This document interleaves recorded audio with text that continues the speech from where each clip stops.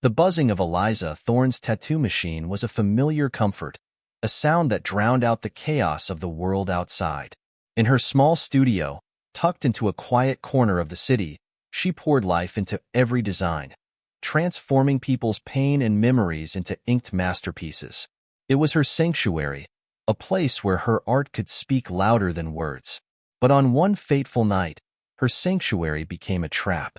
She had been sketching a new design, a swirling pattern of stars and waves, when the air in her studio grew heavy. The overhead lights flickered, and her machine sputtered to a halt. Eliza frowned, reaching for the circuit breaker, when the air around her vibrated with an otherworldly hum. Before she could react, a beam of shimmering, cold light enveloped her. She felt herself being lifted, her body weightless, her breath stolen. Her vision swirled, and the world she knew dissolved into the void. When she awoke, the familiar walls of her studio were gone. Eliza found herself lying on a cool, translucent surface under a sky that rippled with colors she couldn't name. Towering figures surrounded her, their bodies glowing faintly with shifting light. They were tall and graceful, their translucent skin refracting the light like living prisms. "Earth artist," one of them said, their voice melodic yet chilling. "You are chosen." Chosen? Eliza managed, her throat dry. "For what?" "To bring beauty to our people," another replied. "To restore what was lost." Terrified and disoriented, Eliza was too weak to resist as they escorted her through a dazzling city of crystalline spires. The streets shimmered with light, but beneath the grandeur, she felt an emptiness, a hollow beauty that lacked life and warmth. She was brought before the Council of Artists, the rulers of this strange world called Aetheris. At their center stood Varen, a towering figure whose translucent skin pulsed with an unnatural intensity. "You, Earth artist, will tattoo us," Varen commanded. "You will give us the art we crave." Eliza, bewildered and angry, refused. "I'm not doing anything for you." Varen's crystalline features hardened. "You misunderstand. This is not a choice. It is your purpose here." Imprisoned in a studio of alien design, Eliza was forced to comply. The Aethans provided her with an advanced tattooing device, sleek and glowing, its mechanisms unfamiliar yet intuitive in her hands. Her first subject was a young Aethan woman, trembling as she extended her arm. With shaking hands, Eliza crafted a simple design, a spiral of stars reminiscent of the Milky Way. As the tattoo was completed, the ink sank into the Aethan's skin and came alive, glowing softly and pulsing with movement. Gasps echoed from the council members observing. "It works," Varen said, his voice laced with awe and greed. At last, Eliza felt no triumph. She was a prisoner, her art no longer her own. Weeks passed. Eliza became the council's unwilling artist, tattooing their translucent skin with intricate designs that glowed and moved like living creatures. Her work was revered, but the more she created, the more she felt the weight of her captivity. Then, the symptoms began. She chalked it up to exhaustion at first, the nausea, the fatigue, the faint fluttering in her abdomen. But as the days went on, the truth became undeniable. She was pregnant. Eliza didn't understand how it was possible. Her last memories of Earth were of her solitary life, her relationships distant and fleeting. Could this have happened here? Her captors offered no answers, only cryptic smiles and evasive words when she asked. "The child," one of them said, "is part of something greater." Eliza's despair turned to anger. She needed answers, and she needed a way out. One night, as she sketched by the dim glow of her alien tools, a shadow slipped into her chamber. "Don't scream," a voice whispered. The figure stepped forward, a young Aethan man, his skin faintly glowing with a soft violet hue. "I am Kale. I've come to help you." Eliza stared at him, her hand frozen over her sketchpad. "Help me? Why?" "Because not all of us agree with the council," Kale said. "And because you're carrying something important." Eliza's stomach twisted. "You know about?" "The child, yes," Kale said. "The council won't tell you the truth. They've used the gateway to bind you to us, to ensure your child carries a connection to both worlds." They believe it will be their key to ultimate power. Eliza's breath hitched. My child, whose is it? Yours. Cale shook his head. I don't know. None of us do. The gateway works in ways we barely understand. But the council will stop at nothing to claim the child for their purposes. That's why we need you, Eliza. Your art is more than they realize. It's not just decoration. It's a weapon. Cale revealed the truth about Aetheris. The Aethans had once adorned their own bodies with glowing, living tattoos, expressions of their identity and creativity.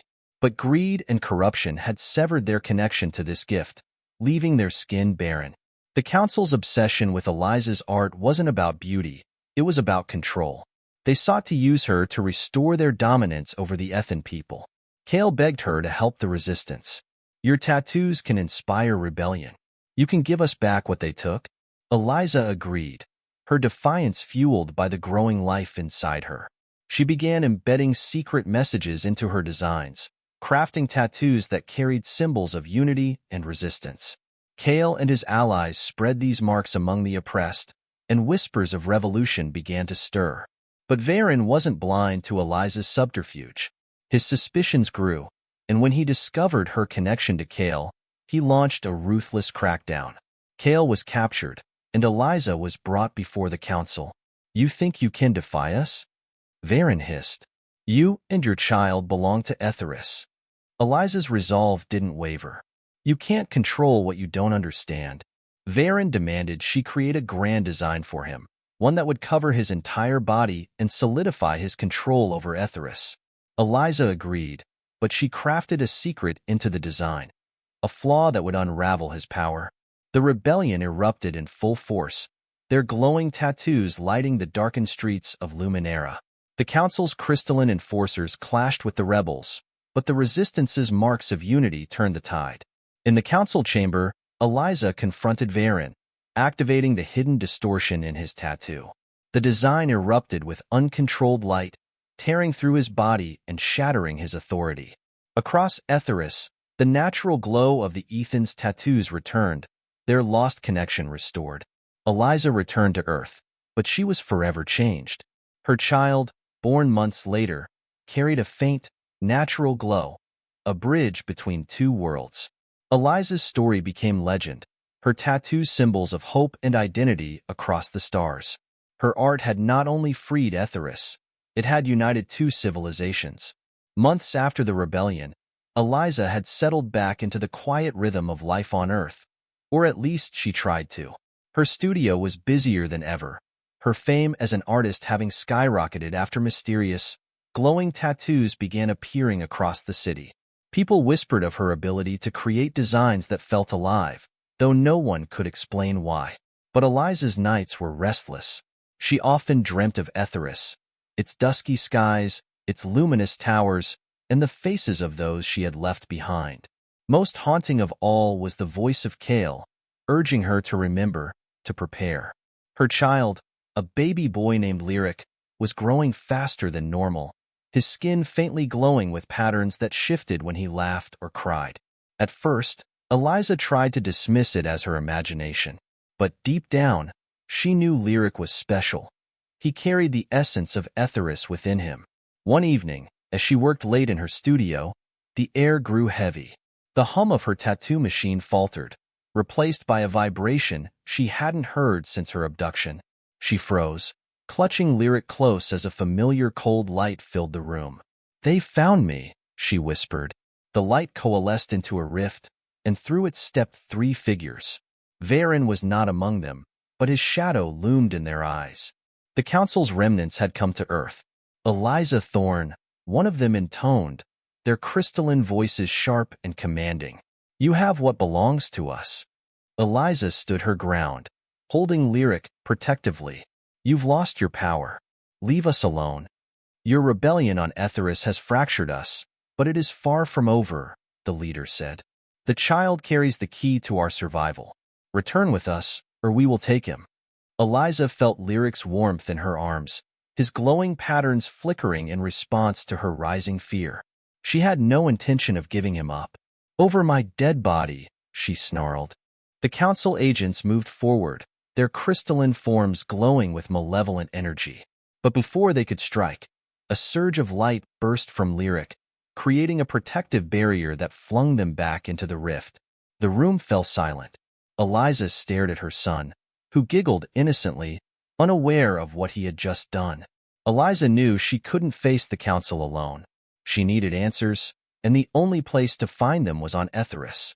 That night, as she lay awake, her dreams pulled her into a familiar void, the place between worlds where she had once glimpsed Kale. But this time, the figure who appeared wasn't Kale. It was a woman, her presence radiant and commanding. "I am Linara," she said, her voice echoing with ancient wisdom.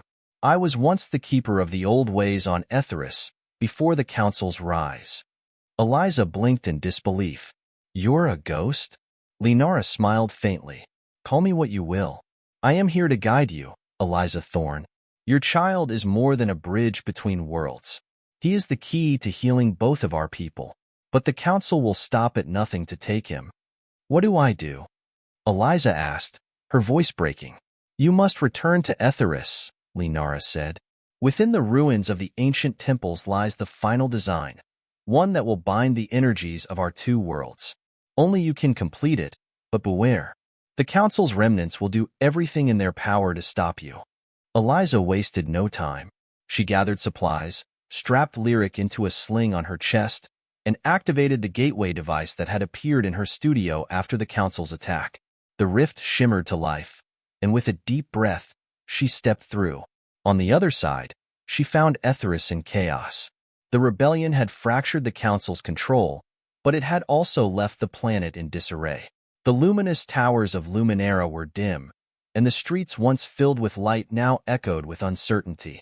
Kale, alive but battle-worn, greeted her at the gateway's exit. His expression shifted from surprise to joy as he saw her. "Eliza, you came back." "I didn't have a choice," she said, holding Lyric close. "They came for him. I need your help to stop them." Kale's eyes softened as he looked at the child. "Then we'll fight. Together." Kale and Eliza, with Lyric in tow, journeyed to the ruins of the ancient temples, where the last remnants of Aetheris's true history were hidden.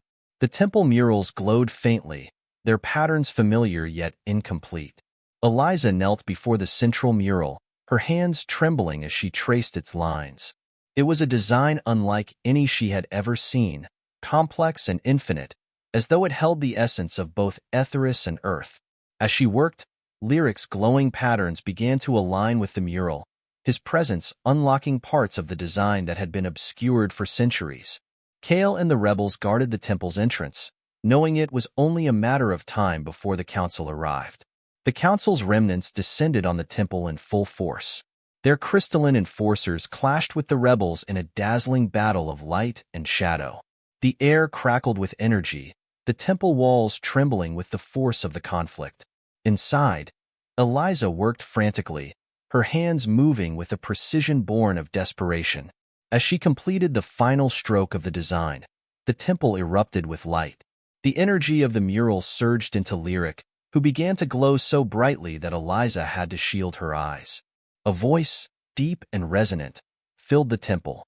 It was neither human nor Aethan, but something greater, a manifestation of the unity Eliza had forged through her art. "The bridge is complete," the voice said. "Two worlds, one story." The light spread across Aetheris, restoring its lost beauty and reconnecting its people to the living tattoos that had once defined them. The council's enforcers disintegrated, their corrupted forms unable to withstand the purity of the restored energy. On Earth, the impact was equally profound. Tattoos began to glow faintly, their patterns connecting people in ways that defied explanation. Humanity felt a newfound unity, a sense of shared purpose that transcended language and culture. Eliza returned to Earth with Lyric, her journey complete but her story just beginning. Her studio became a sanctuary for those seeking more than tattoos. It became a place where art bridged the gap between worlds. As Lyric grew, his glow remained, a reminder that he was the child of two civilizations, destined to inspire both. And in the skies above, Aetheris shone brighter than ever, its story intertwined with Earth's, its people forever inked into the stars. The temple stood silent in the aftermath of the battle. The rebels, battered but triumphant, watched as the council's enforcers dissolved into shimmering motes of light. The air hummed with energy, a resonance that seemed to vibrate in every molecule of Aetheris. Eliza knelt by the central mural, her chest heaving from exhaustion. In her arms, Lyric glowed softly, the living connection between two worlds. Kale stood at her side, his luminous tattoos flickering faintly as the last echoes of the battle faded. "Eliza," Kale said quietly, his voice trembling with a mix of awe and fear. "What happens now?" Eliza stared at the completed design etched into the temple's walls. It pulsed rhythmically, as if it were alive, as if it were breathing. The patterns were no longer static. They swirled and shifted, a perfect synthesis of Aethan fluidity and human creativity. "I don't know," she admitted, brushing a lock of hair from Lyric's face. "But I think this is bigger than us, bigger than anything we can imagine." The mural brightened, flooding the chamber with light. For a moment, Eliza thought it might blind her, but instead, it filled her with a profound warmth. Memories that weren't hers played across her mind, visions of Aetheris as it once was, a world where glowing tattoos were not just art but a language of connection, where every mark told a story that resonated with others. She saw the fall of that era, the greed of the council's ancestors, who sought to control the gift for themselves, severing their people from the sacred bond of creativity. Then came Earth. She saw her own people's struggles and triumphs, their need for self-expression, their endless search for meaning through art, music, and stories. The tattoos of Earth weren't just marks on skin. They were acts of defiance, healing, and transformation. The light shifted again, revealing something new, a shared future. Aetheris and Earth, no longer separated by the void, but connected by the threads of creativity and understanding. Two worlds, one story. Lyric stirred in her arms, his glow intensifying as if in response to the mural's resonance. Kale's eyes widened as he reached out, his fingers brushing the child's tiny hand. "Eliza, look," he whispered. Lyric's glow expanded, casting shapes and patterns into the air around them. It wasn't random. It was the mural, alive and dynamic, projected through him. The completed design wasn't just art. It was a bridge, a living connection that pulsed with the energy of two civilizations. The voice returned, deep and resonant, neither human nor Aethan. "Through this child, two worlds are united," it said. "The bridge is forged, and the gift is restored. But the path forward must be chosen." Eliza's heart pounded. "What do you mean, chosen?" she asked aloud. "Creation is both power and responsibility," the voice replied. "What you do with it will define the future of both worlds. Will you use it to unite, to heal? Or will it fall, as it did before, to greed and control?" Eliza looked at Kale, then down at Lyric. The answer was clear in her heart. Eliza reached for her tattoo machine, her own, the one she had brought from Earth. She turned to Kale, her voice steady. "I need to mark him. A first tattoo, something to guide him, to remind us all what this is for." Kale nodded, his translucent skin shimmering in the light. "What will you create?" Eliza thought for a long moment. Then she began to work. Her hands moved instinctively, her mind blending the fluid patterns of Aetheris with the bold lines and meaningful symbols of Earth. When she finished, Lyric's tiny arm bore a glowing tattoo, a swirling design that combined stars, waves, and a central spiral that pulsed with life. It was simple, yet it carried a profound message: unity, creativity, hope. As the ink settled, the mural on the wall seemed to respond, its light shifting to mirror the design on Lyric's arm. The connection was complete. The rebels emerged from the temple, their glowing tattoos now brighter than ever. Across Aetheris, the planet itself seemed to awaken. The skies rippled with color, the spires of Luminara pulsing like beating hearts. The people who had once been oppressed now stood tall, their natural tattoos returning, vibrant and alive. Eliza looked to Kale. "This is your world's second chance. Don't waste it." "And Earth?" Kale asked. She smiled faintly. "We have a lot to learn from each other. I'll make sure my world understands that." When Eliza returned to Earth, her studio became a beacon of change. Her tattoos, infused with the energy of Aetheris, began to glow faintly, each design carrying a piece of the connection she had forged.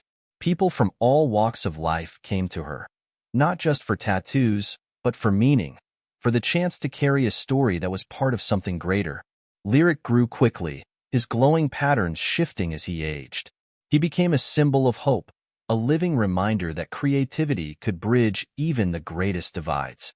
As years passed, the connection between Earth and Aetheris deepened. The gateway was no longer a secret but a shared resource, allowing both civilizations to exchange ideas, art, and culture. And in the skies above, the twin planets shone together, their light a testament to what could be achieved when people chose creation over destruction, connection over division. Eliza Thorn, the tattooist who bridged the stars, would forever be remembered as the artist who changed the cosmos.